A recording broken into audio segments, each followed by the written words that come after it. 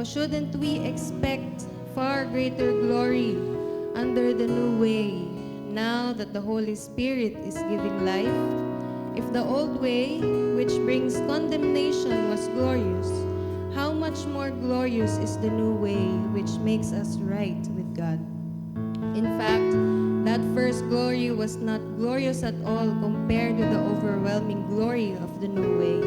Since this new way gives us confidence, we can be very bold. For the Lord is the Spirit, and wherever the Spirit of the Lord is, there is freedom. So all of us who have had that veil removed can see and reflect the glory of the Lord.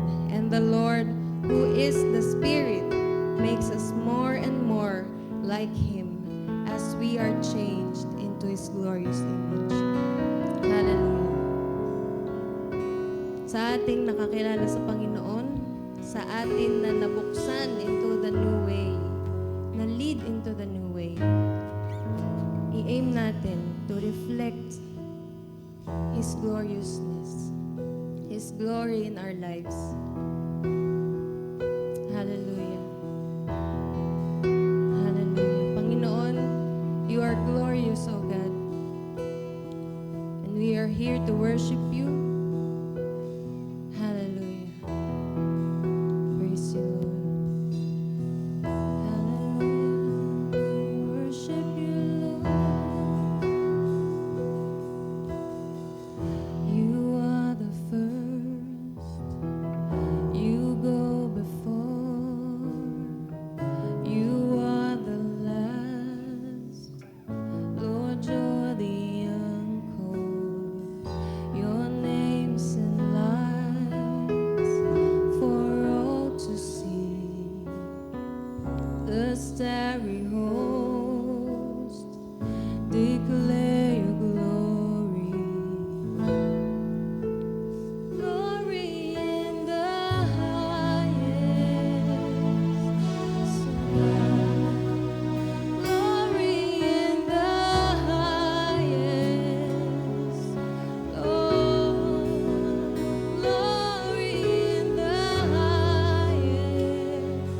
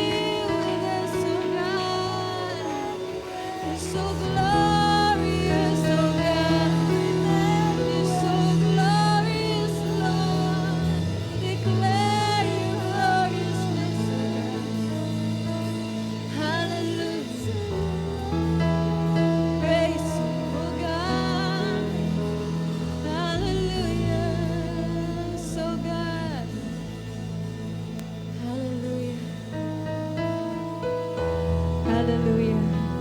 Tunay nga, Panginoon, you lived, O God, by the name Emmanuel. You are with us, O God.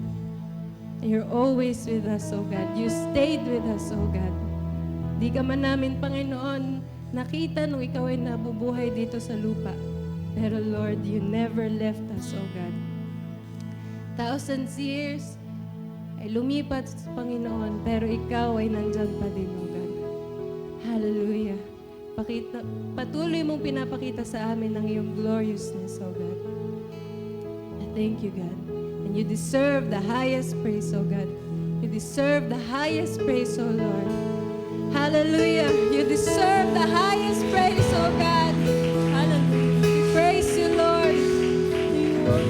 We praise you, O God. Thank you, God. Thank you, Lord. Hallelujah. At ngayong oras na ito, Panginoon, we offer ourselves to you, O God. We offer our lives. Ang aming mga puso, Panginoon. Magpupuri kami, O Diyos. Aawitan ka namin. We will lift you up, O God. And we will honor you, Panginoon. In the hopes na hindi lamang, O God, sa aming mga awitan matatapos ang pag-glorify namin, O God, sa iyo. Kundi, Lord, magpapatuloy ito to glorify your name, O God, until the ends of the earth, hanggang kami mabalikan mo, O Diyos. Hallelujah. Hallelujah. And be with us, O God. Meet us in this place, O Lord. Hallelujah. We worship you, God. We honor you. We bring you all the glory and honor and praise and thanksgiving. You deserve the highest praise, O God. And receive it, O Lord. Hear our praises, O God. In the mighty name of Jesus, we offer you. Amen. Amen. Hallelujah. Praise you, God. Good morning po muli sa bawat isa. Yan, ang atin pong mga katabi, batiin natin, kamayan natin, fist bump, hugs. We are blessed to be a blessing to each other.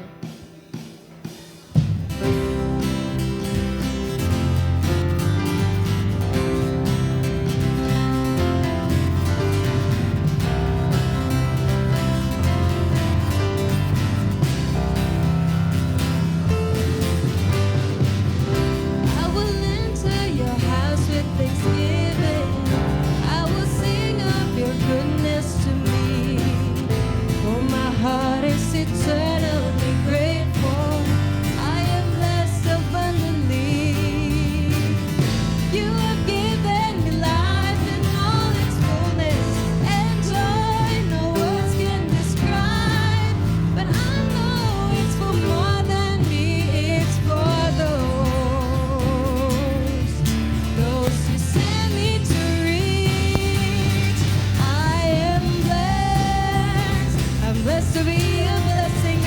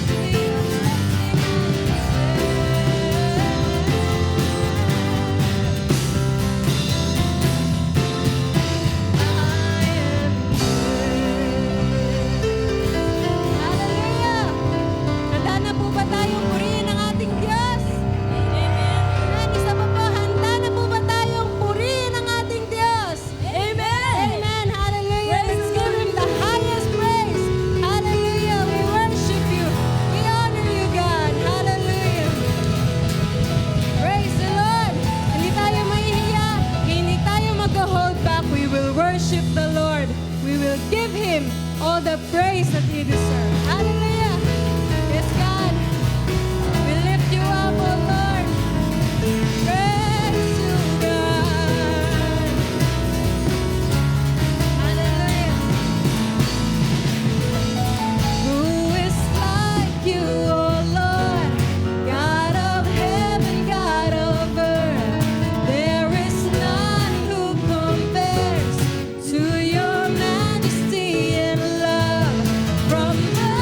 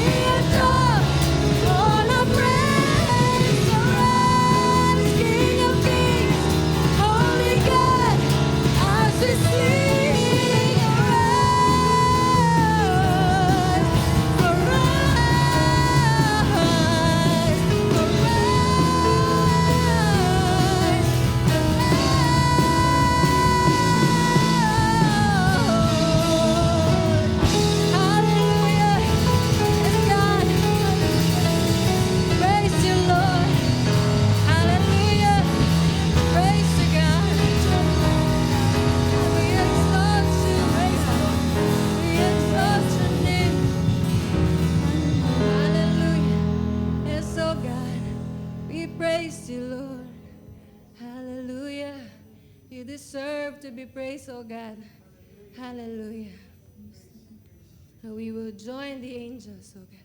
We will join the heavens, oh God, to declare your glory and your beauty, oh Lord. Hallelujah. Praise you, God. Yes, oh God. Hallelujah. Yes, oh God. Praise you, Lord.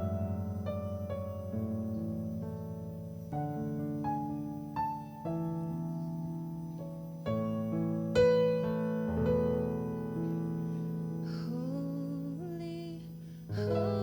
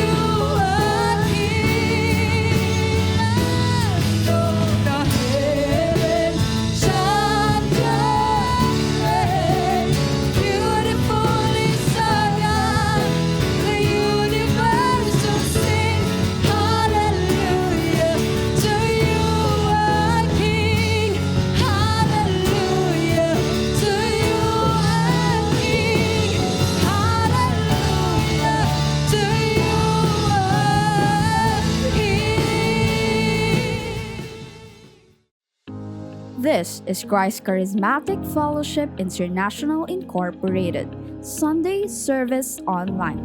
Here, we get to worship God and listen to His Word together online. And though separated physically, we are still one as church. We are one in the body of Christ. So buckle up and get ready, because up next is the Word of God delivered to us by the CCFI SPB's Senior Pastor, Pastor Sharon D. Valentin. For more updates, please follow and like our Facebook page at facebook.com/ccfispb. You may also subscribe to our YouTube channel and be part of our growing community online. Enjoy the service and God bless. Year 1912 po, nang i-launch ang Royal Mail Ship Titanic o ang RMS Titanic. At madali pong napahanga ng barko na to ang buong mundo. Ito ang largest ship ever built nung panahon ng 1912 at ang pride ng modern engineering. Tinawag nila ang barko na to that the ship even God could not sink. Grabe ang paghanga ng mga tao. After 4 days on sail, bumangga ito sa isang iceberg at lumubog. After a year, na-discover po ng ilang mga nag-aaral sa paglubog ng Titanic na ang paglubog po ng barkong ito ay hindi lang dahil sa bumangga siya sa isang iceberg. Lumubog ito dahil ng mga tiny rivets, mga tornilyo na gawa sa mahina at mumurahing bakal. Merong di maayos yung pagkakakabit ng mga tornilyo na yon. Yung iba naman, dahil mumurahin lang, na-break sila, madaling naputol at nabitak, natanggal doon sa pinaglalagyan nila. Isang napakalaking barko, ipinagmamalaki ng buong mundo dahil sa lakas nito, dahil sa ganda nito, pero winasak ito hindi dahil sa isang malaking tama, kundi dahil sa maliliit na kahinaan na hindi napansin. Hindi mahalaga kung gaano kaganda at kung gaano kalakas ang itsura ng barko na ito sa labas. Dahil ang tunay na danger ay galing sa maliliit na bagay na napabayaan sa loob. Church, kung ang maliliit na bitak ay kayang palubugin ang isang napakalaking barko, ganun din naman, yung mga small compromises, kaya nilang sirain yung isang dakilang buhay ng isang tao. At ipinapakita po sa Bible kung ano ang itsura when someone finishes well. Not halfway, hindi almost, but completely. Tayo pong lahat ay tumayo, sabay-sabay nating basahin ang 2 Timothy 4:7. I have fought the good fight, I have finished the race, and I have remained faithful. Ganda na sinabi ni Paul. Ang sabi niya, I fought, I finished, I remained faithful. Hindi siya nag-stop halfway. Hindi siya nag-settle dun sa almost. Dahil sa kingdom of God, walang half wins. Kinakailangan po nating tapusin ang anumang laban na sinimula ng Panginoon sa buhay natin. Tayo manalangin. Heavenly Father, sa oras na ito, sa pag-aaralan namin ng iyong banal na salita, dalangin namin, Panginoon, na patuloy mo kaming paalalahanan, patuloy kang mangusap sa iyong mga anak. At hayaan niyo po, Panginoon, na ang buhay mong salitang ito ay patuloy na kumilos sa aming mga buhay, lalong-lalo na sa umagang ito. At sa paglabas namin ng building na ito, kami po ay magiging blessing sa iba at maipapakita namin sa lahat kung ano ang glory ng God na nasa sa amin. This we pray in Jesus' name. Amen and amen. Tulad po ng Titanic, nung panahon ni Joshua, malalakas sila, mukha silang matitibay. Laging panalo sina Joshua, anuman yung gera, anuman yung laban. Nakakasakop sila ng mga kalaban nila kahit malalaki yung mga kalaban nila. Pero, katulad ng maliliit na piraso ng bakal na nagpabagsak sa isang malaking Titanic, may mga kaaway na hinahayaan nilang mabuhay. Merong maliliit na problema na inakala nila na hindi naman mahalaga. Ang totoo, ibinigay na ng Diyos ang lahat na kailangan ni Joshua at ng bansang Israel. Hindi lakas ang kulang, hindi galing ang kulang buong pagsunod ng Israel. Sa Joshua 1:3, nag-promise si God kay Joshua, "You will be on the land I have given you." Sa verse 5, "No one will be able to stand against you as long as you live. For I will be with you as I was with Moses. I will not fail you or abandon you." Andiyan na yung promise ng Panginoon. Andiyan na yung power ng Panginoon. Ang kulang, yung buong pusong pagsunod nila. Ang Israel po dati, lagi silang nananalo. Ngayon, nauwi na sila sa pagkatalo dahil doon sa mga battles na pilit nilang iniwasan noon. Dahil doon sa mga ilang bagay na hindi nila tinapos noon. Natalo sila ngayon dahil sa mga enemies na akala nila maliit lang at hindi sila magkakaroon ng problema. Kung ang maliliit na bitak kayang palubugin yung isang malaking barkong katulad ng Titanic, ganun din naman yung mga small compromises. Kaya nilang sirain ang isang buhay. At ang reason kung bakit po malinaw na sinabi ni Pablo, buong tapang na sinabi niya sa 2 Timothy 4:7, "I fought, I finished, I remained faithful." Hindi sumuko si Pablo sa kalagitnaan. Hindi siya nagsettle dun sa mga almost na bagay o dun sa mga salitang, "Okay na to. Sige na, payag na tayo." Dahil sa kingdom of God, wala pong half wins. At dito nag-fail ang bansang Israel. Tama na sana yung simula nila. Hindi lang naging maganda yung ending. Marami na silang nasakop, pero hindi nila nilahat.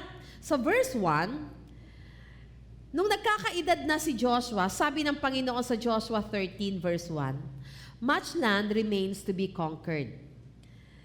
Tinalo nila Joshua yung mga giants, pero pinagbigyan nila yung mga small enemies. Sa verses 2-3, binanggit yung mga territories that remain. Yung mga kalaban nila katulad ng Gaza, Gath, at Ashdod. Mga cities na hindi tuluyang sinakop ni Joshua. Yung mga cities na binaliwala ni Joshua during his generation. At itong mga cities na to, na binaliwala nila, is the same city na namoblema sila dun sa mga sumunod na generation. Ang unang city ay ang Gaza. It is the place of defeat. So Judges chapter 14 hanggang 16, dito po nakalagay yung story ng Gaza at yung reason kung ano yung mangyayari kapag hindi natin tinapos yung mga laban na meron tayo. Tingnan po natin ang place na ito, isang city na hindi sinakop ni Joshua. Sabi sa Joshua 13:2-3, marami nang sinakop si Joshua, marami na siyang nasunod sa mga utos ng Panginoon. Actually, pag nagsasabi ang Panginoon, kahit yung mga imposible, buong-buo yung pananampalataya ni Joshua. Kaya lang, nag-iwan po si Joshua ng ilang mga kalaban. Hindi niya tinapos lahat ng assignment. Merong laban na hindi niya hinarap. Ito po yung danger. Yung mga battles we avoid today become the burdens someone carries tomorrow. Ang mga battles na iniiwasan natin sa panahon natin ngayon, ito pong same battle na to ang kakaharapin ng ilan sa mga mahal natin sa buhay, ng church at ng mga kakilala natin pagdating ng araw. Ang Gaza po ay nagre-represent ng small areas in our lives na paulit-ulit na sinasabi ng Panginoon sa iyo na kailangan mong harapin, kailangan mong tapusin, kailangan mong linisin. Pero bakit lagi nating pinopostpone?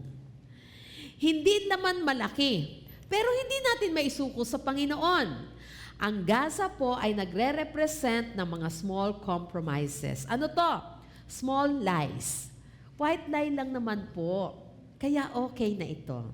Yung mga hidden habits natin, yung sikreto tayong nagbubukas ng mga FB page at meron tayong sinusubaybayan, may asawa ka, nagagandahan ka sa kanya, so sinusubaybayan mo yung nakikita mong babaeng magaganda. Sikreto lang naman at walang nakakaalam.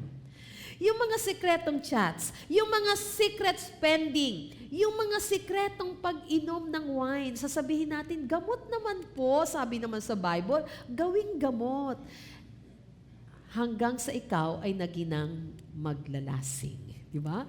Yung mga unforgiveness na meron tayo, yung sasabihin mo, okay naman kami, maganda pa rin yung relasyon namin, pero may konti lang po akong tampo. Itong mga Gaza na ito yung mga times na nagiging prayerless tayo, yung hindi tayo nananalangin, sasabihin natin, busy po kasi, mamaya na lang ako mananalangin. Nakatulugan mo na, sabihin mo, tomorrow na lang po, pagising mo, late ka. Ay, pag ano na lang po ako, pag free na lang ako. Yan yung mga Gaza sa buhay natin. Yung mga unchecked attitudes, yung madali kang mairita, yung sarcastic kang magsalita, yung mahilig ka sa silent treatment, yung kapag nagagalit ka, galit ka talaga at sasaktan mo itong kinagagalitan mo pero hindi mo ipapahalata sa iba. Anong sabi ng Song of Solomon 2:15? Catch all the foxes, pati those little foxes before they ruin the vineyard. There will come a day na sisirain ng maliliit na foxes na ito ang buhay mo. Kaya ngayon pa lang kapatid, habang maliit pa yung mga foxes na yan, conquer them. Dahil the battles we avoid today become the burdens someone carries tomorrow. Kung hindi po natin i-conquer ang ating mga Gaza, kakaharapin din yan ng mga anak mo. Mararamdaman yan yung hagupit ng Gaza na yan ay mararamdaman sa marriage mo. Mamamana yan sa ministry na hawak mo.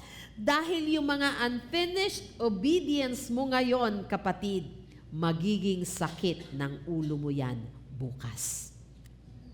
Sabi sa Hebrews 12:1, let us strip off every weight that slows us down, especially the sin that so easily trips us up, and let us run with endurance the race God has set before us. Si Joshua po, iniwasan niya yung Gaza. Ang Israel, hinayaan nila yung Gaza na dun sa vicinity nila nakapwesto kahit alam nila na mali. Kaya't yung next generation na inherit nila yung Gaza. At yung unfinished obedience na yan ang naging backdrop ng story ni Samson. Namana ng Israel yung unfinished battles ni na Joshua, ng panahon ni Joshua. Pinasok po ni Samson ang isang laban na iniwan at hindi tinapos ni Joshua. Sa Joshua 16:1, pinapakilala ang isang lalaking nagangalang Samson who went to the Philistine town of Gaza. Hindi po nagkataon lang yung pagkatalo ni Samson doon sa Gaza. Yung lugar na pinasok niya ay lugar na hindi nasakop ng Israel o hindi sadyang sinakop ng Israel. Sa verse 21 ng Judges 16, sabi doon, the Philistine captured him, took him to Gaza. Si Samson yung pinakamalakas na taong nabuhay, natalo sa isang city, na dapat sana sinakop na ng Israel ilang generations na yun nakakalipas. Church, pakinggan mo, nakipaglaban si Samson sa kaaway na hindi hinarap ni Joshua. Yan po yung danger ng mga half wins sa buhay natin. Yung mga battles na hindi natin tinatapos, hindi po yan basta-basta nagdi-disappear. Lumalaki yan pagdating ng ilang panahon. Ano yung mga Gaza issues natin today? Yung tatay na laging galit, laging mainit ang ulo, kasi pagod na sa trabaho eh. Pag nagkamali si anak, papaluin si anak kaagad-agad nang hindi pinapaliwanag kay anak kung bakit pinalo. Kaya yung mga anak, lumalaki na bitter sa buhay. Ano itong mga Gaza issues natin today? Yung mga nanay na lahat na lang ng sikreto ni kapitbahay ay alam, tapos ikikwento sa ibang kapitbahay, naririnig na anak, kaya habang lumalaki si anak, Akala niya tama lang at magaling na marami siyang alam sa buhay ng may buhay. Pati si anak, gano'n na rin, palakwento na rin. Yung isang Christian na walang devotional life, kung tatay ka, kung nanay ka, buong pamilya mo makikita yan at unti-unti silang hihina sa pananampalataya. Kaya po totoo yung sinasabi ng banal na kasulatan sa Exodus 34:7. Every sin will affect the entire family. Dahil all sins are social. Hindi lang ikaw ang maaapektuhan kapag nagkasala ka. May tinatamaan. May nadadamay na iba. Dahil ang mga kasalanan ay hindi lamang personal. Lagi yang nagsispill over. Lagi yang nakakasakit ng relationship. Lagi yang nakakaapekto ng community. Kapag nagkasala ka, hindi lang ikaw yung nasisira. Pati relasyon mo sa pamilya mo, sa kaibigan, sa church, at lalong-lalo na sa God. Yung galit mo, nakakasakit sa pamilya mo. Yung pride mo, nagdudulot yan ng division. Yung lust, sumisira yan ng tiwala sa isa't isa. Yung unforgiveness mo, naglalason yan ng atmosphere sa buong tahanan, sa buong church. Yung disobedience mo, nagiging struggle yan ng next generation. Kaya kinakailangan mong harapin. Sabi mo sa katabi mo, itigil mo na yan. Di ba? Hinarap po ni Samson yung laban na hindi tinapos ni Joshua. Dahil anuman ang tinotolerate natin ngayon, ito po ay magiging malaking laban na haharapin ng iba bukas. Kung isipin natin, mas malakas kaya si Samson kaysa kay Joshua. Dapat kaya niya eh. Pero hindi kinaya ni Samson. Bakit? Kasi yung maliit na laban dapat ni Joshua, after years, after generations, ay naging isang malaking laban na ikinatalo ng isang lalaking nagngangalang Samson na walang kapantay sa lakas. Sa Judges 14:6, si Samson po, sabi doon, he tore a lion with his bare hands. Ganito siya kalakas. Judges 15:15, he killed 1,000 Philistines with a donkey's jawbone. Judges 15:4-5, sabi, si Samson po caught 300 foxes and burned the Philistine fields to the ground. 16:3, Samson took hold of the doors of the town gate. Binunot ni Samson yung gate ng Gaza. Ang gate po ng isang city, hindi lang kasi laki ng gate natin dito sa labas. Malaking malaki yan. Dinala ni Samson uphill. Pero yung same city na yan, kung saan ipinakita ni Samson yung kanyang lakas, naging city kung saan siya namatay. Gaza was Samson's place of defeat. Mula sa pagiging victor, naging victim si Samson. Mula sa pagiging warrior, naging prisoner siya ng Gaza. Mula sa pagiging hero ng Israel, ginawa siyang captive ng Gaza. Bakit? Dahil lahat ng small compromises nagiging powerful chains. Defeat begins in the places we refuse to confront. Sa Judges 16:21, ipinakita ang isang tragic pattern of sin. Yung mga Philistines, dinukot nila yung mata ni Samson. Kasi ang totoo, sin will blind you. Si Samson, i-chain siya. Nilagyan ng bronze chain. Ganon din naman ang sin, pagkatapos kang bulagin, ibabind ka nito at hindi ka makakatakas. Kung paanong si Samson was forced to grind grain in the prison, sin will bury you. Si Samson, nagbingi-bingihan siya sa simula. Nagbingi-bingihan sa paulit-ulit na warning ng Panginoon.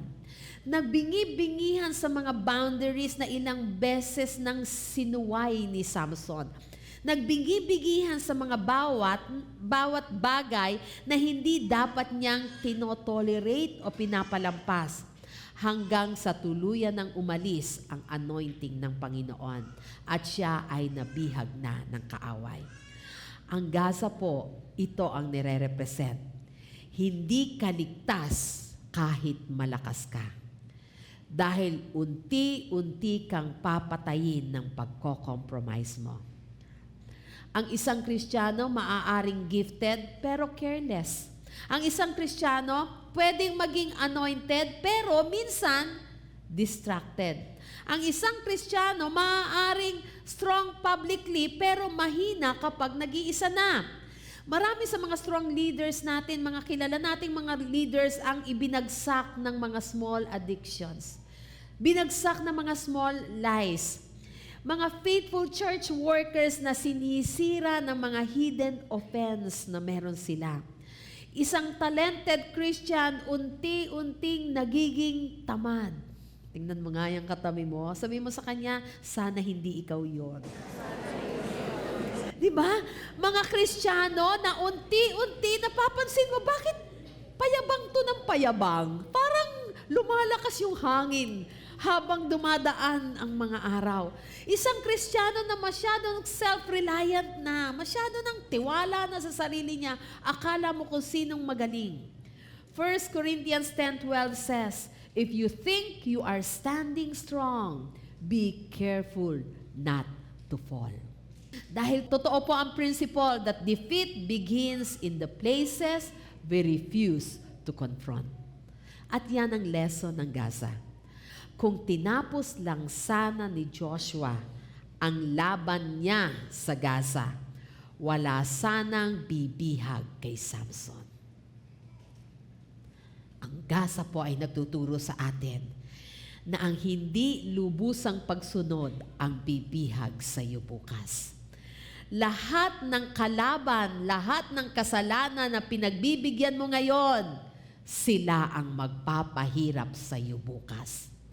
Kadalasan, bumabagsak ang mga anak ng Panginoon hindi dahil sa malalaking kasalanan, kundi dahil doon sa mga small compromises na meron tayo. Ang totoo, kapatid, there are no half wins. Susunod ka na rin lang sa Panginoon, sundin mo na ng buo. Amen?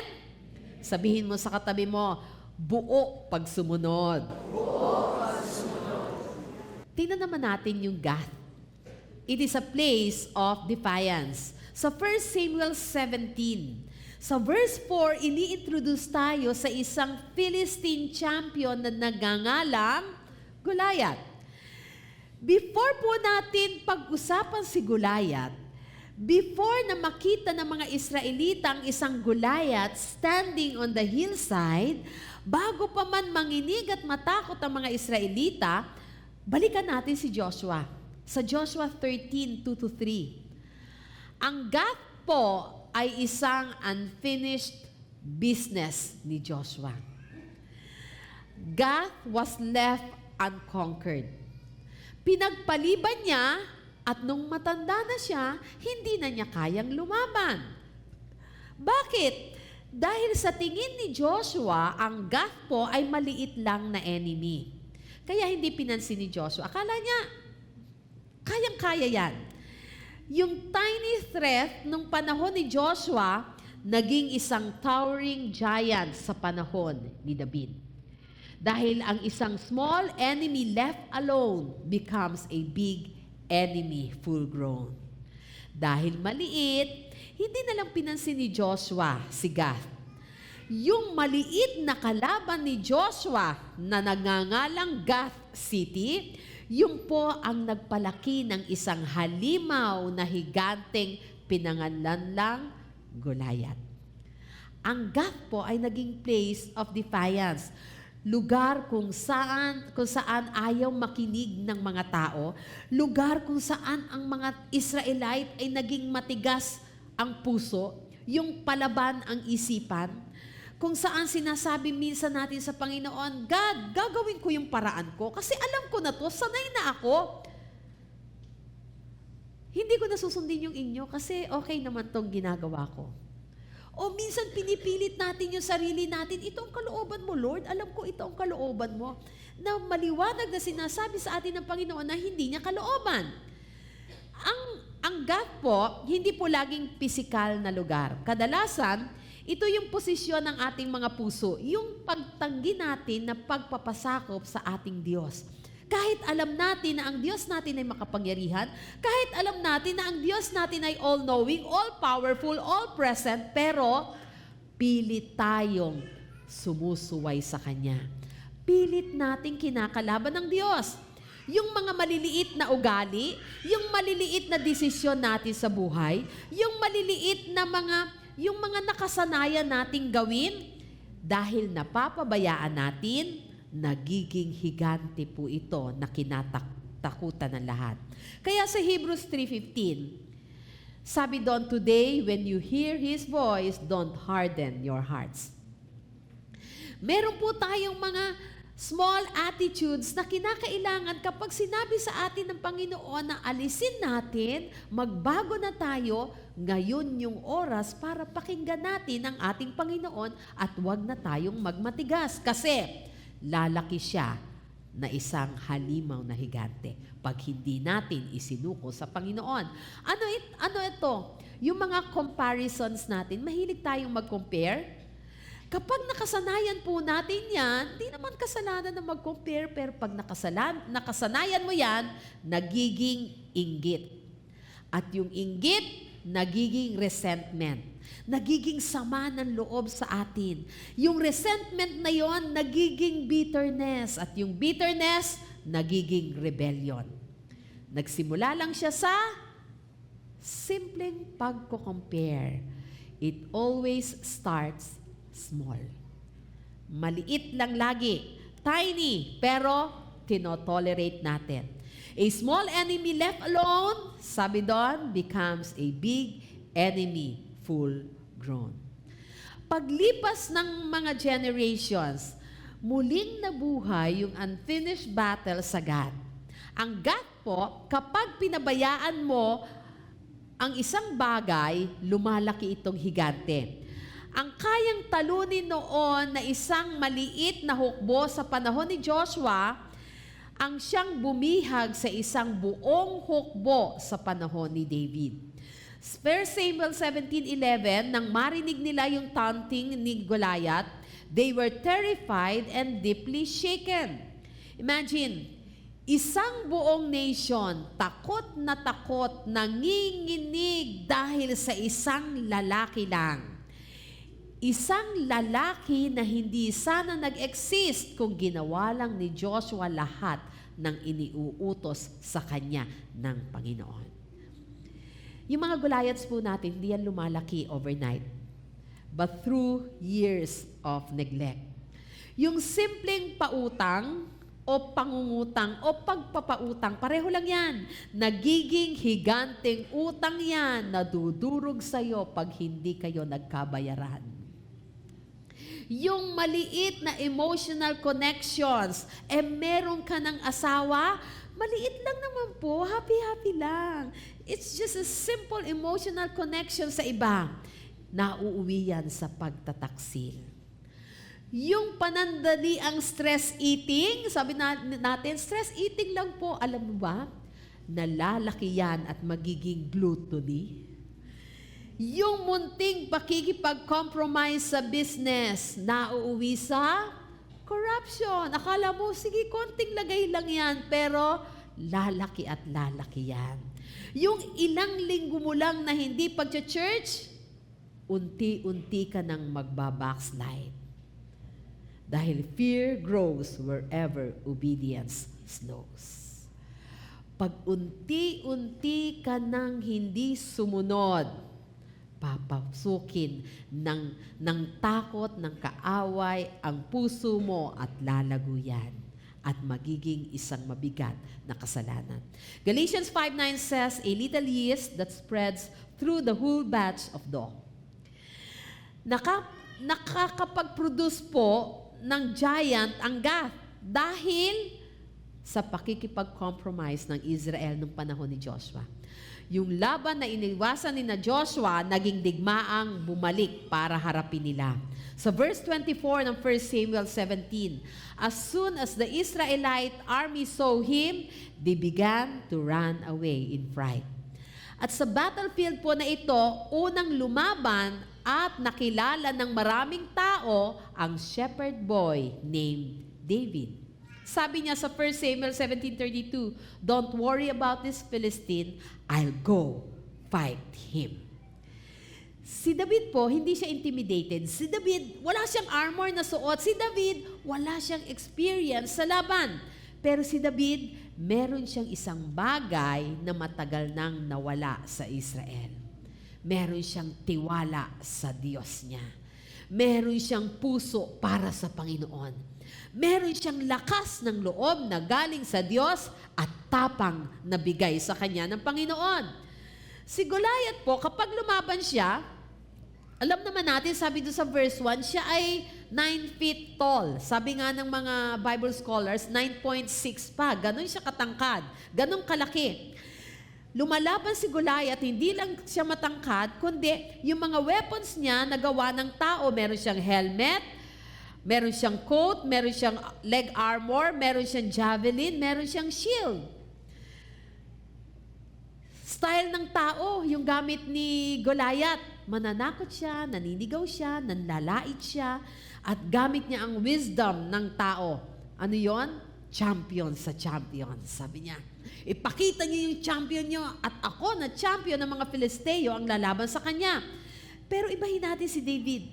Si David, ang tanging paglaban niya, yung lakas niya, dahil meron siyang dependence, determination, at yung divine assignment niya mula sa Panginoon, gusto niyang sundin ng buo. Sabi ni David sa 1 Samuel 17:45, you come to me with sword, spear, and javelin, but I come to you in the name of the Lord of heaven's armies. Yun yung pagkakaiba nilang dalawa.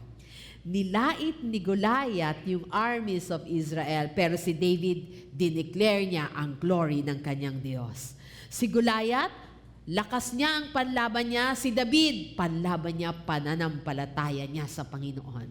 Si Goliath, nag-rely siya dun sa kanyang size. Si David, nag-rely siya sa galaw ng Holy Spirit. At yung kinatakutan ng mga Israelita for 40 days na nagtotaunt si Goliath, si David, tinapos niya yon in a moment na makita niya si Goliath. Kung naniniwala po tayo that fear grows wherever obedience slows, then totoo rin. Baliktarin natin, that giants fall quickly when obedience rises fully. Ano man ang giant na kinakaharap mo ngayon, kapatid, giant ng depression, giant ng financial fear, giant ng galit, giant ng insecurity, giant na tinatamad ka na sa pananalangin mo, giant ng habitual sin, I tell you, yung mga giants na yan, babagsak yan hindi dahil talented ka. Babagsak sila hindi dahil sa malakas ka. Kung gusto mong bumagsak ang mga giants na yan, magsimula kang mag-obey.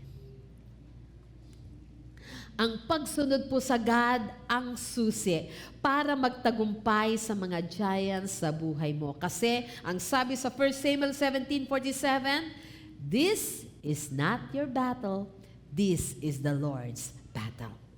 Psalm 18:39, you have armed me with strength for the battle. You have subdued my enemies under my feet. Sabi niya ng psalmist, ang Diyos natin ang ating lakas. Ang Diyos natin ang lalaban para sa atin. Kasi laban naman niya to in the first place. Napagtagumpayan na to ng ating Diyos. Kaya magkaroon tayo ng tapang na harapin anuman ang sinasabi ng Panginoon na harapin natin. Dahil giants fall quickly when obedience rises fully. Itinuturo po sa atin ng God, sa laban ng Diyos, wala talagang half wins. Ang Gaza, nagpakita siya ng defeat. Ang Gath, nagpakita ng defiance. Pero meron pang isang place, ang Ashdod. Ang Ashdod po ang naging place of defilement. Sa 1 Samuel 4-5. Nung makita natin ang Gaza, nakilala natin ang Gath, ito na yata ang pinaka-darkest place of all sa mga hindi na conquer ni Joshua, ang Ashdod. And it became a place of contamination. Katulad ng Gaza at Gath, ang Ashdod po, nakalist din sila dito sa Joshua 13:3 na unfinished territory ni Joshua. Hindi sinakop ni Joshua yung Ashdod at yung hindi tinapos ni Joshua, yung iniwan ni Joshua, yun yung pinakamadilim na pagbagsak ng Israel. Ang Ashdod po ay lugar kung saan yung compromise ay nagiging contamination. Kapag yung worship, nagiging routine na lang sa isang Kristiyano. Yung kapag yung Sunday church, nagiging optional na lang, ang dali ng umabsent. Yung kapag yung purity, minsan, pwede nang i-negotiate. Kapag yung holiness, madalas nagiging istorbo na lang sa buhay natin. O yung tumatakbo ka na lang sa God kapag emergency, nagpe-pray ka na lang kapag kailangan mo at hindi na ang Panginoon ang first option mo. Matthew 15:8 says, "These people honor with their lips, but their hearts are far from me." Minsan kumakanta tayo ng papuri sa Panginoon, pero yung puso natin, nagpupuri ba sa Diyos? Revelation 2:45 says, "If you don't repent, I will come and remove your lampstand from its place." Ang mga unfinished obedience po ay doorway para sa future defilement ng mga tao, ng mga Kristiyano. Kapag po binasa natin yung 1 Samuel 4, ang nation ng Israel ay hindi na lamang basta-basta lumalaban sa kanilang mga enemies. Hinaharap na nila ngayon yung mapait na resulta ng sarili nilang pakikipag-compromise. Ang Israel po ay nagkaroon ng mga false assumptions sa verses 3-9. Naniwala sila na akala nila pwede silang mamuhay kahit sa paanong way na gusto nila. Yung basta pag may problema na lang sila, saka sila lalapit sa God. Akala ng mga Israelita, yung gusto nilang gawin ng Diyos para sa kanila, pero gagawin nga nila dahil alam nilang may blessing, pero hihingi muna sila ng blessing mula sa Panginoon. At yung mga gusto naman ng Panginoon na gawin nila, hindi nila gagawin. Ang gagawin lang nila yung mga gusto nilang gawin. Pero, ina-expect pa rin nila, pag binasa po natin itong 1 Samuel, gusto pa rin at ina-expect pa rin nila na i-deliver sila ng Panginoon. They wanted what God could do for them. Pero, hindi nila ginagawa yung nire-require sa kanila ng Panginoon. Ang treatment nila sa kaba ng tipan ay para na lang anting-anting. Kapag lalaban sila, dadalhin nila para manalo sila. Hindi na nila tinitreat yung kaba ng tipan bilang presence of God. Kaya anong nangyari? Inalaw ng God na maagaw ang Ark of the Covenant.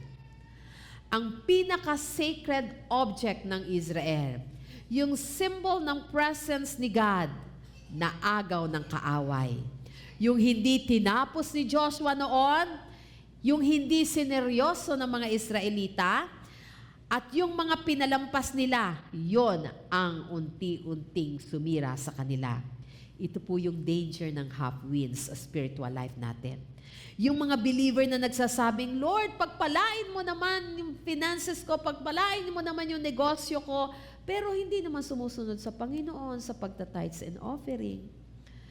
Yung mga Kristiyano nagsasabing, Lord, i-restore mo naman yung marriage ko, magkasundo na kami ng asawa ko, pero hindi ka naman humingi ng tawad dahil sa kayabangan, sa pride na meron ka.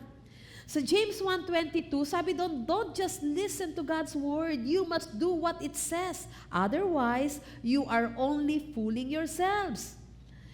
Sinasabi mo sa Panginoon, Lord, gamitin mo po ako sa ministry mo. Pero, hindi mo naman sinosurrender sa Panginoon ang mga hidden sin mo. Sinasabi mo sa Panginoon, Lord, protektahan mo ang aking mga anak. Pero, hindi mo naman sila mapangaralan ng salita ng Panginoon kasi ikaw din ay tinatamaan ng salita ng Diyos. Tinitreat mo si God bilang backup plan mo na lang. Nagpe-pray ka if meron ka na lang problema. Puro ka God sa mga kwento mo, pero hindi ka naman lumalakad na kasama ng Diyos. Anong sabi sa 1 Samuel 15:22? Obedience is better than sacrifice, and submission is better than offering. Namumuhay minsan tayo ng worldly, pero ine-expect natin na godly ang tingin natin sa mundo. Na nagiging magandang halimbawa tayo, na nag-i-illuminate tayo sa mundo. Tandaan, when God becomes your last option, defeat becomes your first outcome. Kaya ang first assumption ng Israel led to a fatal affliction. Naapektuhan ng affliction ang mga Israelita, naapektuhan yung mga tao nila. Israel was defeated, slaughter was great, 30,000 died. Naapektuhan na ang provision ng mga Israelita, naubos na, pati yung kanilang mga priest nangamatay na. Sin always cost more than we expect. Ang kasalanan po lagi yung may presyo. Dadalhin ka niyan sa mga lugar na ayaw mo. Itatali ka niyan ng mas matagal kesa sa ine-expect mo. At wawasakin ng kasalanan ang higit pa sa inaasahan mo. Sa verse 22, yung ark of God has been captured. Sabi doon, mula sa fatal affliction, sumunod yung fierce abomination. Verse 2 ng 1 Samuel 5, they placed the ark beside an idol of Dagon. Yung holy presence ng Panginoon nasa tahanan ng mga idols. Sadsad na ang mga Israelita. Sa 1 Samuel 4:21, tinawag niya yung anak niya na Ikabod, na ang ibig sabihin ay the story has departed. Ito na yung lowest moment ng history ng Israel. Bakit? Kasi mas naimpluwensyahan sila ng mundo kesa sa dapat sila ang makaimpluwensya sa mundo. Naapektuhan na sila ng mundo kesa sa dapat ang Israel ang makaepekto sa mundo. Dahil mas gusto nila yung tulong ng Diyos kesa sa kabanalan ng Panginoon. Dahil inaasahan nila yung tagumpay kahit hindi naman sila sumusunod. Dahil yung mga laban na tinanggihan ni Joshua noong una, yung Ashdod, naging lugar kung saan nawala sa Israel ang glory ng God. Ang Ashdod po ay nangyayari kapag yung mag-iisang linggo na wala kang devotion, panalangin sa tahanan mo, hindi ka nagpe-pray, tapos wala kang nararamdaman, parang walang pagbabago, yan ang Ashdod sa buhay mo. Unti-unti mong mararamdaman ang Ashdod, yung kaya mo nang magkasala, tapos hindi ka hindi ka nagre-regret, wala kang pagsisisi, walang conviction mula sa Panginoon. Yung kaya mo nang sumamba pero malayo pa rin ang puso mo sa Panginoon. Yung kaya mo nang makinig ng sermon pero paglabas mo ng building ng CCFI, wala pa rin pagbabago sa buhay mo. Tandaan mo kapatid, anumang laban with sin na hindi mo hinarap ngayon, one day, isasadsad ka niyan. Sabihin mo sa katabi mo, huwag mo nang hintayin. Ang Gaza po, ito ay naging place of defeat. Dahil what we don't conquer will conquer us. Ang Gath na hindi sinakop ni Joshua ay naging place of defiance para kay Samson. Para sa mga Israelita. Ito yung mga small enemies na nagiging giants natin. Yung Ashdod sa buhay natin, ito'y magiging place of defilement. Dahil yung lahat ng mga compromises sa buhay natin, it will steal the glory of God. Ito po yung 3 places na isa lang ang lesson na ibinibigay sa atin. Sa buhay Kristiyano, there are no half wins. Ano nga ba ang Gaza sa buhay mo ngayon? isang small area of compromise that someday ay tatalo sa'yo? Ano nga ba yung GAT sa buhay mo? Isang small habit na nagiging giant na someday mai-intimidate ka na nito at hindi mo nakakayaning tanggalin sa buhay mo? Ano yung Ashdod sa buhay mo? Isang lugar, isang gawain na slowly ay inilalayo ka nito sa Panginoon. Inilalayo ka nito sa pagiging holy. Inilalayo ka nito sa pagiging pure. Sa Panginoon, walang half wins. Walang unfinished obedience. Walang half obedience. Lahat ng mga small enemies na iniiwan nating buhay, lahat ng mga small sins na hinahayaan natin, lalaki at lalaki yan. Kaya nga, i-resolve natin ang ating mga buhay Kristiyano. What remains unconquered today will conquer me tomorrow. Kaya ngayon pa lang, sabi sa 2 Timothy 4:7, gamitin natin yung sinabi ni Pablo. I fought, I finished the race, I remained faithful. Walang half wins sa Panginoon. We will obey fully. At hayaan natin yung paalala ng Gaza, Gath at Ashdod ay mag-move sa atin na maging tapat sa Panginoon sa lahat ng commitment na meron tayo. Magtatapos na ang taon. Ano yung mga pinangako mo sa Panginoon? Ano yung mga commitment mo sa Panginoon? Nagagawa mo ba fully? Napapanalunan mo ba yung mga battles na inassign sa'yo ng Panginoon? Lahat-lahat ba ng mga battles sa sin na meron ka, tinatalo mo silang lahat sa pamagitan ng lakas ng Panginoon? Gusto ng Panginoon, sa mga battles na yan, sa mga fights na yan, pagkatapos ng laban, magiging stronger ka. Pagkatapos ng lahat ng battles, mas magmamature ka. Pagkatapos ng lahat ng mga struggles, magre-refine ka. Lahat ng mga victories mo sa buhay, ito ang mag-e-elevate sa'yo para ipakita mo ang glory ng Panginoon sa mundo. Hindi po tayo lumalaban para mag-survive lang. We fight to grow. We fight para mag-level up sa Panginoon. Ang goal po ng Panginoon is not for us just to finish the fight. Ang goal ng Panginoon sa atin, pagkatapos ng lahat ng fight na yan, mas malakas ka na, kapatid. Pagkatapos mong makonquer ang Gaza mo, mas disiplinado ka na. Pagkatapos mong makonquer ang Gath mo, mas encouraged ka na. Pag natapos mong makonquer ang Ashdod sa buhay mo, nag-level up na ang holiness mo. Dahil sa Panginoon, walang half wins at ang mga anak ng Diyos ay magtatagumpay fully. Tayong lahat ay tumayo.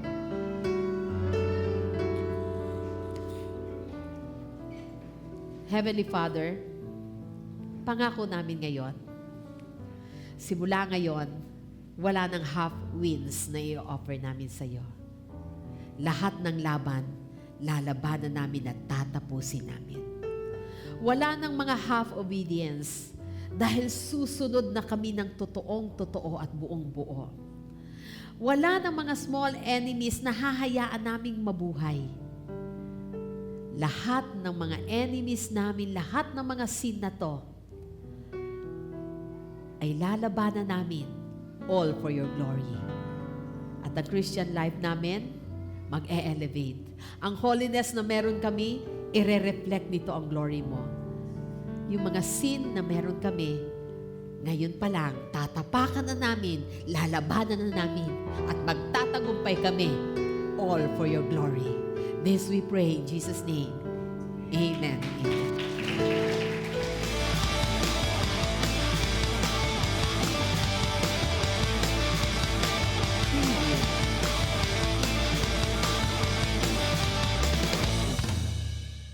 Napakabuti po ng ating Diyos sapagkat tayo po ay narito na naman po sa bahagi na kung saan ito po ay isang form of worship. At sabi nga po ng mensahe, dapat ay mapagtagumpayan natin ang lahat. At ito po yung isa sa mga ipinakonquer po ng Diyos sa bawat isa po sa atin, ang atin pong puso, na kung saan ay malimit tayo ay dinadaya sa pamamagitan ng pag-ibig ng Diyos ay napagtagumpayan po natin. Kaya yung pong pag-ibig natin ay naging totoo, naging tunay. At habang ito po ay minamahal tayo ng Diyos, ito po ay nag-uumapaw sa bawat isa po sa atin. Kaya ang bawat isa po sa atin ay patuloy na nakakasunod na naroon po yung pag-ibig. Hindi po dahil sa obligasyon, kundi dahil sa mahal po natin ang Diyos. At siyempre, kung mahal natin ang Diyos, kailangan mahal natin ang bawat isa po sa atin. Ano po? Kasi sabi ko nga po palagi, noon ako'y bago pang mananampalataya, napakahirap sabihin na mahal ko ang Diyos. Hindi ko po basta masabi yon. Dahil paano ba natin masasabing mahal natin ang Diyos kung yung mga tao na ating nakikita, lagi nating nakakahalubilo, kapatid natin sa pananampalataya, ay hindi natin kayang mahalin. So, mahirap pong sabihin na mahal natin ang Diyos. Pero salamat sa Kanya na siyang nagbigay ng pagmamahal sa atin. Kaya naman po, nakakamagmahal mo tayo kahit sabi nga po, hindi ka ibig-ibig o hindi ka mahal-mahal. Kaya sa oras po na ito, dahil sa pag-ibig ng Diyos, ay isinali niya tayo at ang pribilehyo ay meron tayo na tayo ay makapagbalik sa Kanya. Kasi sabi po doon sa Malakay 3:10, bring the whole tithe into the storehouse. So yun po yung command, dalahin. So ibig sabihin, ang nag-uutos ay ang Diyos, alam natin na yun ay Kanya. Kasi sabi niya, dalahin eh. Hindi naman niya sabi, please, bring to me. Ang sabi niya, bring, and that is a command. And then, sa bawat command po ng God, there is a promise. And then, sa promise po, ay makakapamuhay tayo at may apply natin ito sa ating pang-araw-araw. Kung kaya nating magbigay sa Diyos o magbalik sa Kanya, so bawat pagkilos po natin ay patotoo na tayo ay Kanyang mga anak. So hindi po nakikita lang tayo na naglalagay tayo sa basket dahil obligasyon. Hindi po. Kundi mahal natin ang Diyos. At gayon din naman, ito po ay na-apply po natin sa ating pang-araw na buhay. Amin po. Amin po. Yun. Purihin po ang Panginoon dahil sabi nga po, yung inilalabas sa ating mga bibig, ito po ay nanggaling sa ating puso at ito po ay nagaganap ng bawat sa po sa atin. Kaya naman tayo sa araw na ito na naman ay privilege o naroon po na tayo makakapag-acknowledge sa Diyos at masasabi natin na ikaw, Diyos, ang pinagmumulan ng lahat ng bagay. Sapagkat sabi po niya, test me on this, says the Lord Almighty, and see if I will not throw open the floodgates of heaven and pour out so much blessing that there will be not room enough to store it. Kung mapapansin niyo po, ang haba ng promise, pero ang sabi dun sa command, bring me the whole in my storehouse. Bakit daw po kailangan dalhin? Para may makain sa Kanyang templo. Amen po. So, ibig sabihin, mapansin po natin yung Kanyang salita, maigsi lang yung command, and then yung message niya, na sabi doon ay parang may makain sa Kanyang templo. Pero pagdating po doon sa promise, ang haba-haba at ang dami na yang binuksan. Kung ilan po yung bintana na meron po kayo sa bahay, ilan yung pintuan na meron kayo, ay bubuksan po yun lahat. At alam nyo po, kung ang bintana sa langit ay napakarami, talaga pong grabe yung ibubuhos sa atin. Kaya kung sarado po yung ating pinto at sarado yung ating mga bintana, mawawasak po yun dahil bubuhos po ang pagpapala. Kaya kailangan pong i-open po natin. Gaya din po ng ating kamay, pag ang ating pong kamay ay nakatikom, wala po tayong masasahod na pagpapala. Tama po ba? Kahit paluin yan, hindi yan makakasahod ng pagpapala dahil tikom na tikom ang ating mga palad. Kaya ang sabi ng Diyos, bring me the whole tithe, so there may be food in my house. And sabi doon, test me on this, if I will not throw open the floodgates. Hallelujah. Napakabuti ng Diyos. Ang pangako po niya sa bawat po sa atin ay kanyang laging tinutupad. So, sa araw po na ito, may mga sobre po tayo, may kulay na para sa tithes, and then para po dun sa offering, and meron din po para dun sa ating pong pledges. Alam ko po, bago po tayo dumating dito, yung ating mga sobre na may laman, pinag-pray na po natin sa Panginoon, kaya tayo po ay inaanyanahan ng Panginoon na magbigay para po sa kanyang gawain.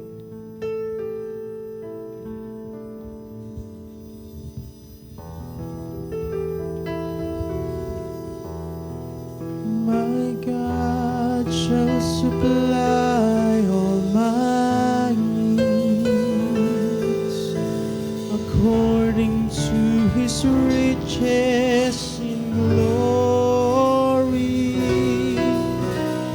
He will give His angels charge over me. Jehovah Jireh cares for me.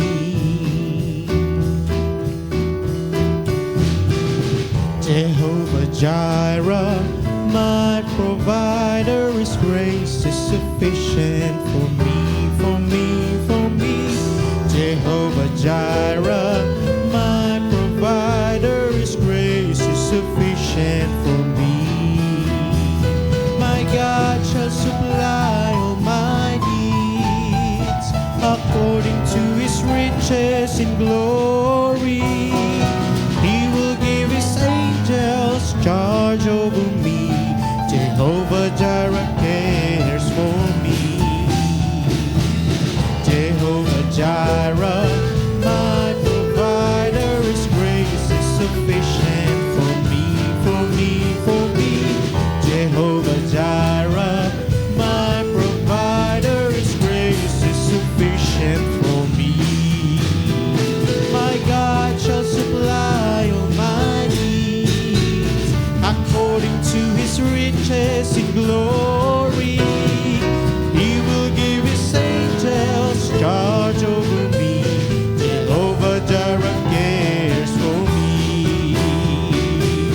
Jehovah Jireh, my provider, His grace is sufficient for me, for me, for me. Jehovah Jireh, my provider, His grace is sufficient for me. My God shall supply all my needs according to His riches in glory.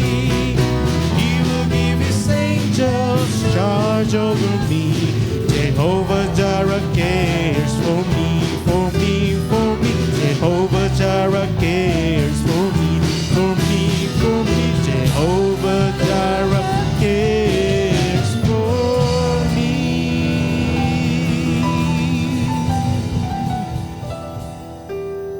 Hindi po. Damihin po natin ang presensya ng God. Narito po siya sa ating kalagitnaan. Hallelujah. Purihin ka po aming Diyos. Napakabuti mo. Evident po ito sa bawat buhay namin. Kaya po ang bawat po sa amin ay may kalayaan na makapagbalik sa iyo sapagkat i-bless mo na po ang bawat sa po sa amin. We are blessed kaya po kami ay nakakapagbalik sa iyo. Wala po kaming may babalik kung wala pong nanggaling sa iyo. And we acknowledge na sa iyo po nagmula ang lahat ng bagay.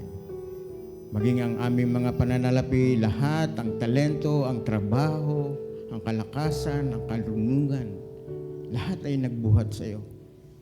Wala pong galing sa amin, ikaw lahat, ang lahat-lahat sa amin.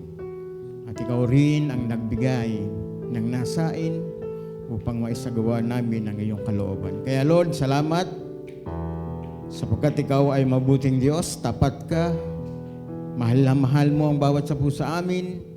Kami na iyong mga anak, kami na iyong mga lingkod. Kami dito sa CCFI SPB, O Father God, hallelujah, ay patuloy na umaasa sa iyo na ikaw ang pinagmumula ng lahat. Lalong higit ang buhay namin. Kaya Lord God, itong bahagi ng pagbibigay, yung pagbabalik sa iyo, isa lamang bahagi ng aming buhay, pag-worship sa iyo. Kaya naman Lord God, patuloy sinasabi namin, sinasalita namin na kami ay patuloy na susunod sa iyo. Ano ang pong mangyari sa buhay ng bawat sapu sa amin, alam po namin na ikaw ang may akda. At ang maganda po roon, Lord God, ikaw ay kasama namin hanggang sa kami makarating diyan sa iyong kaluwalhatian. Salamat, pagpalain mo po ang bawat sapu sa amin, mga kapatid po namin na patuloy naroon, ang buhos biyaya na nagbubuhat lamang sa iyo. Ikaw po patuloy ang magsusustain ng lahat. Ang mga work po namin, work nila, trabaho, anuman po yung kanilang ginagawa, O Father God. Alam po namin, nagiging daluyan ito ng pagpapala na buhat lamang sa iyo. Pagpalain mo po ang bawat sources na ito, O Lord God, na pinagmumulan ng aming pagpapala. Alam po namin, Lord God, patuloy po kaming magtatagumpay. Patuloy po kaming magpupuri at sasamba. At ito po ay isang part lamang o paraan ng aming pag-worship sa iyo. Salamat, Lord God. Pagpalain mo po kami ng higit pa sa aming inaasahan. Muli, Lord God, sa ilamang po ang papuri at pagsamba sa pangalan po ng Panginoong Hesus. Amen. Hallelujah. Tinatawagan po lahat ng may birthday ng December at lahat po ng wedding anniversary. Sige po. Lahat po na may birthday. Huwag po kayong mahiya. Isa-isahin namin po kayo kung saan ang bahay nyo. My birthday, anniversary, wedding anniversary.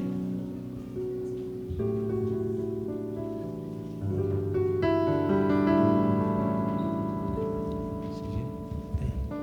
Praise God. Madami ang my birthday.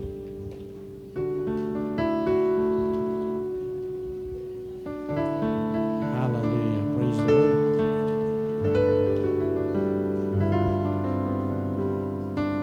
Sige po, baka meron pa dyan na may birthday at nagdiriwang na kanilang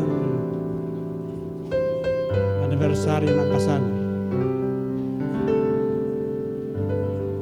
Praise the Lord. Hallelujah. Amen. Hallelujah. Hindi ko na po sila tatanungin isa-isa kasi ang dami nila. Hallelujah. Sa alam natin sila nagdiriwang ng kanilang birthday at nagdiriwang sila ng wedding anniversary. Praise the Lord. Sige po, ilayans po natin sila at atin pong sama-samang idulog sa Panginoon. Hallelujah. Praise in the name of the Lord, in the mighty name of Jesus, God of Israel. Itinataas po namin sa iyo, O Diyos, ang nagdiriwang ng kanilang birthday ngayong buwan ng December. Ama, patagpuin mo sila sa oras na ito. Ipuin mo, Panginoon, ang kanilang buhay. Pagpalain, Panginoon, spiritually, emotionally, mentally, and physically, and financially. I-bless mo po sila, Panginoon, higit pa sa kanilang inaasahan. Dakilang Diyos, katagpuin mo po sila, Panginoon. At bigyan pa sila, O Diyos, ng malusog na pangatawan, mahabang buhay, na patuloy na magamit sa ikarangalay yung dakilang pangalan. Maraming salamat, Panginoon. Marami pang taon ang darating para sa aming mga kapatid na ito. At marami pang pagdiriwang. Gayun din, Panginoon, sa nagdiriwang Diyos ng kanilang wedding anniversary. I-bless mo po, Panginoon, ang mga kapatid namin ito, Panginoon, na sila'y maging matibay, maging malakas, maging matatag, Panginoon, sa hamon ng buhay. Panginoon, maraming salamat. Marami pang taon ang kanilang kakaharapin na masagana, na nagpapatuloy sa iyong biyaya at pagpapala. Panginoon, kayo po, O Diyos, ang patuloy na kumilos sa kanilang mga buhay. Ipadamo po, O Diyos, sa kanila ang iyong kapangyarihan, ang iyong kalwalhatian, ang iyong liwanag. Patuloy mo po silang samahan sa bawat araw, sa bawat oras, at sa aspeto ng kanilang mga buhay. Ama, itinataas po namin sa iyo ang mga kapatid namin ito. Nagpupuri at nagpapasalamat sa iyong dakilang pangalan. Ama, ito ang aming sama-sama na papuri at pagluwalhati at pasasalamat. Sa pangalan po ng aming Panginoon Kristo. Amen.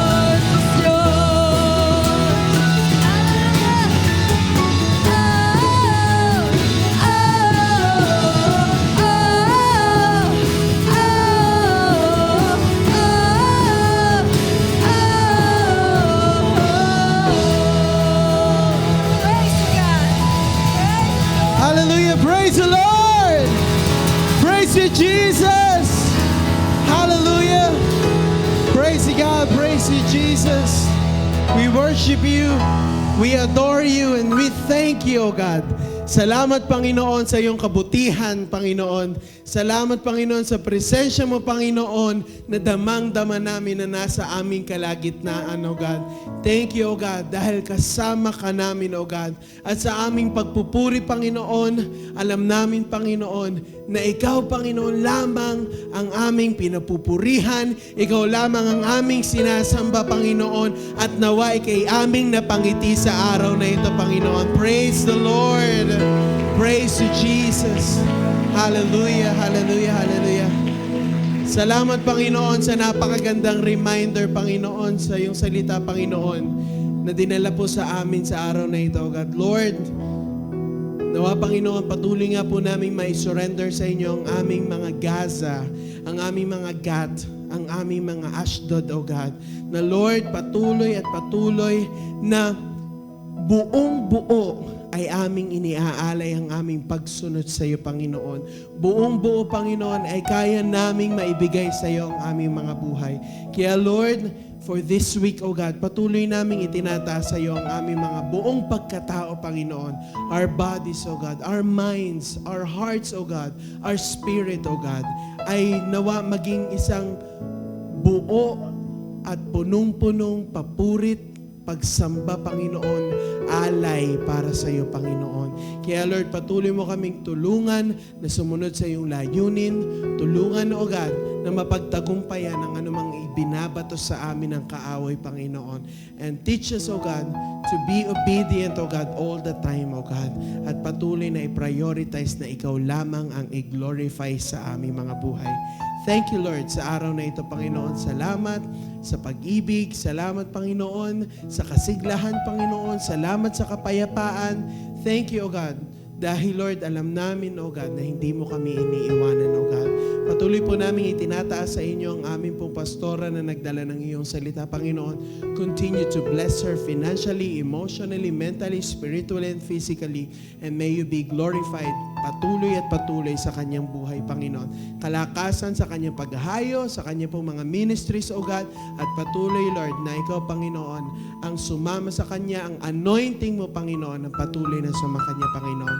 Thank you, God, sa lahat po ng volunteers, sa mga ministers at workers, Panginoon, ng aming iglesyang ito, Panginoon. Lord, patuloy namin ina-acknowledge, O God, na lahat ng lakas namin, lahat ng talino at galing namin, Panginoon, sa iyo po itong lahat nagmula, Panginoon. Kaya Lord, huwag niyo pong hayaan na ang mga maliliit na bagay, ang maliliit na cracks, O God, ang sumira, Panginoon, sa iyong mga sinimulan sa aming mga buhay. Lord, patuloy kami maging totally surrendered sa iyo, Panginoon, at sumunod anuman ang aming sitwasyon sa buhay, anuman ang aming nasa puso't isipan, Lord, wala kami ibang gagawin kundi ang sundin ka at i-glorify ka sa aming mga buhay. Lord, patuloy pong kalakasan, Panginoon, sa bawat isa, Panginoon, na ginagamit mo, mga nagpapagamit sa iyo, O God, sa mga humahayo, sa mga nagba-Bible study, O God, knowledge and wisdom, O God, courage, O God, to stand on the truth, O God, palagi, O God, na i-prioritize, O God, ang katotohanan, ang iyong salita, Panginoon, at turuan mo kami, Panginoon, na magpakalalim, O God, sa pagkakakilala namin sa iyo, Panginoon. Lord, ang aming pong mga multimedia team, O God, ang aming mga ushering ministers, worship team, ang mga nagluluto, Panginoon, nagpre-prepare ng church, nagsasaayos, Panginoon, kalakas ang pisikal, mental, emosyonal, at spiritual, Panginoon, ang iyong ipagkaloob. At patuloy po kaming maging united, Panginoon, as one church, O God, as your body, O God. Nang sa gayon, patuloy naming ma-embody, Panginoon, kung sino ang head namin, si Jesus Christ, O God. Salamat, Panginoon, sa iglesyang ito kung saan mo kami inilagay, Panginoon.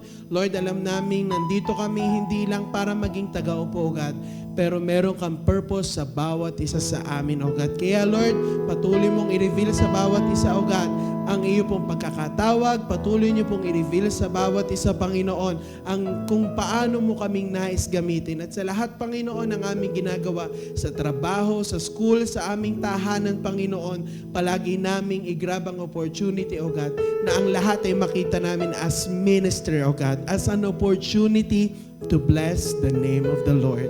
Salamat, Panginoon. Lord, sa aming paghiwa-hiwalay, patuloy na pagpapala, Panginoon, at yung pagkilos ang siyang sumaamin, O God. Meron kaming Diyos na mananagumpay, kaya kami, Panginoon, ay magtatagumpay, Panginoon, sa anumang mga pagsubok, anumang mga sakit at karamdaman, anumang mga problema. Ito po ay aming winawasak in Jesus' name. Winawasak namin ang anxiety and depression in Jesus' name. Sinisira namin ang anumang mga sakit at karamdaman in Jesus' name. Ang mga family problems, ang mga doubt, ang fear, ang lies in Jesus' name. Winawasak namin kayo. You have no power over us.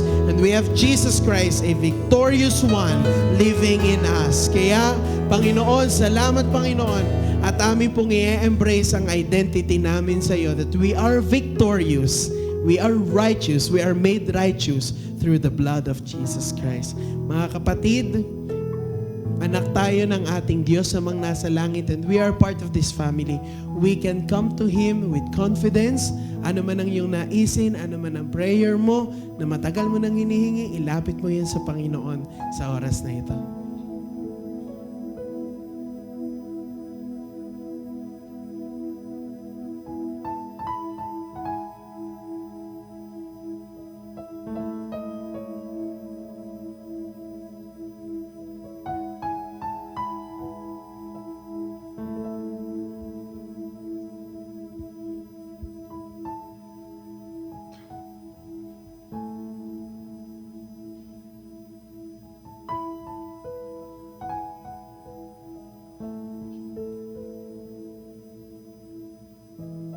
Salamat, Panginoon, sa iyong katapatan.